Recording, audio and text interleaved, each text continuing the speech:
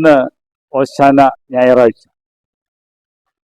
എല്ലായിടത്തും ആഘോഷ നിറവുള്ള ഒരുക്കങ്ങളാണ്.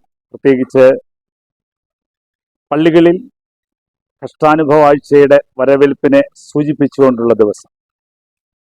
വേദപുസ്തക ചരിത്രത്തിൽ യേശുതമ്പുരാൻ രാജകീയമായി ഇസ്രായേലിലേക്ക് പ്രവേശിക്കുന്നതിനെ ഓർമ്മിപ്പിക്കുന്ന അനുഗ്രഹീതമായ പെരുന്നാളാണ്. എല്ലാ പള്ളികളിലും അന്ന് ഇസ്രായേൽ ജനം അവനെ അവരുടെ വസ്ത്രങ്ങളും ഒലിവിൻ തൈകളും ഒക്കെ ഇട്ട് ആദരിച്ച് സ്വീകരിച്ചതുപോലെ നമ്മുടെ നാട്ടിലെ പാരമ്പര്യം അനുസരിച്ച് ഓലകൾ കൊണ്ട് നമ്മൾ രാജാവിനെ വരവേൽക്കുന്നത് പോലെ ആഘോഷം നിവർത്തിക്കാം. ഓശാന ഒരുപാട് കാര്യങ്ങളെ ഓർമ്മപ്പെടുത്തുന്നുണ്ട്. ഏറ്റവും പ്രധാനമായിട്ട് ഓർമ്മപ്പെടുത്തുന്നത് ഓശാന എന്ന വാക്കിന്റെ അർത്ഥം ഇപ്പോൾ രക്ഷിക്കാൻ, സേഫ് നൗ. ജനങ്ങൾ പ്രതിസന്ധിയുടെ നടുവിൽ നിൽക്കുമ്പോൾ അതിൽ നിന്ന് വിമുക്തി നൽകുന്ന ഒരു നേതാവിനെ സ്വീകരിക്കുന്ന ആ വലിയ ആരവം. ഇന്നും നമ്മളെല്ലാം വലിയ വിപത്തുകളുടെ നടുവിലാണ്. എന്തോരം പ്രശ്നങ്ങളാണ് ലോകത്തുള്ളത്. അതുകൊണ്ട് തന്നെ യേശുക്രിസ്തുവിനെ ഹൃദയത്തിലേക്ക് സ്വീകരിക്കുന്നതിൻ്റെ സൂചനയായിട്ടാണ് ഇന്ന് ഈ പെരുന്നാൾ ആചരിക്കപ്പെടുന്നത്. ലോകമെമ്പും എങ്ങാടും ക്രിസ്ത്യാനികളായിരിക്കുന്ന ആളുകളും മറ്റാളുകളുമൊക്കെ ഈ പെരുന്നാൾ ആചരിക്കുമ്പോൾ എല്ലാവർക്കും അനുഗ്രഹം ഉണ്ടാകട്ടെ, ഇതിൻ്റെ സന്തോഷം ഉണ്ടാകട്ടെ. ക്രിസ്തുവിൻ്റെ മരണോത്ഥാനവും വഴി ലഭിക്കുന്ന ആ വലിയ സന്തോഷത്തിലേക്കുള്ളൊരു വാതിലായി മാറട്ടെ എന്ന് ആത്മാർത്ഥമായി പ്രാർത്ഥിക്കുന്നു. എല്ലാവർക്കും ഓശാന പെരുന്നാൾ ആശംസ.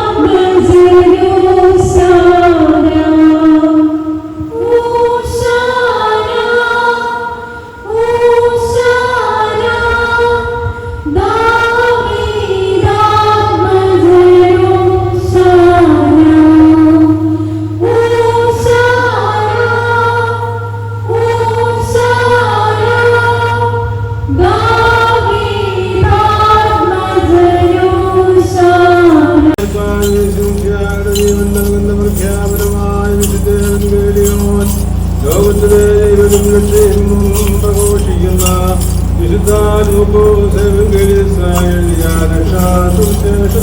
നിന്നും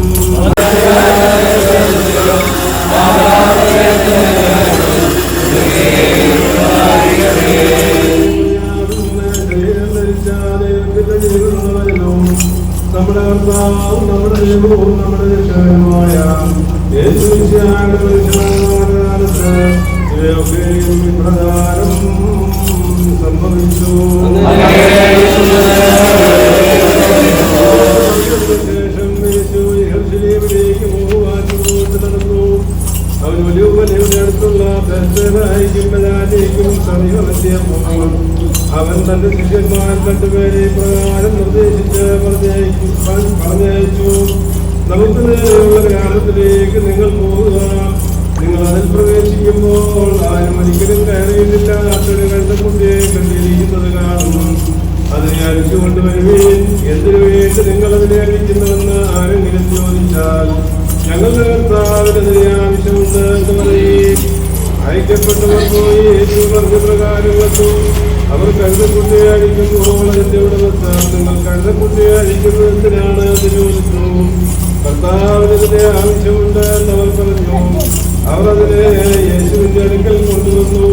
കഴുതക്കുട്ടിയുടെ പുറത്ത് അവർ തങ്ങളുടെ മേലങ്കീകൾ വിരിച്ച് യേശുവിനെ അടുത്ത് പുറത്ത് കയറ്റിയിരുത്തി. അവൻ പോകുമ്പോൾ പലരും തങ്ങളുടെ മേലങ്കികൾ വഴി വിളിച്ചു. അവർ ഒരു മലയുടെ ഇറക്കത്തോടടുത്തപ്പോൾ ശിഷ്യന്മാർ മുഴുവനും തങ്ങൾ കണ്ടിട്ടുള്ള സകല അത്ഭുത പ്രവൃത്തികളെ കുറിച്ച് സന്തോഷിച്ച് ദൈവത്തെ സ്തുതിച്ചുകൊണ്ട് ഉച്ചസ്വരത്തിൽ ഇപ്രകാരം പറഞ്ഞു. കർത്താവിന്റെ നാമത്തിൽ വരുന്ന രാജാവ്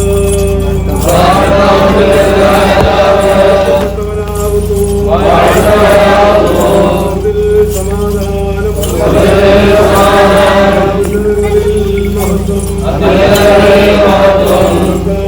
നാമത്തിൽ വരുന്ന രാജാവ്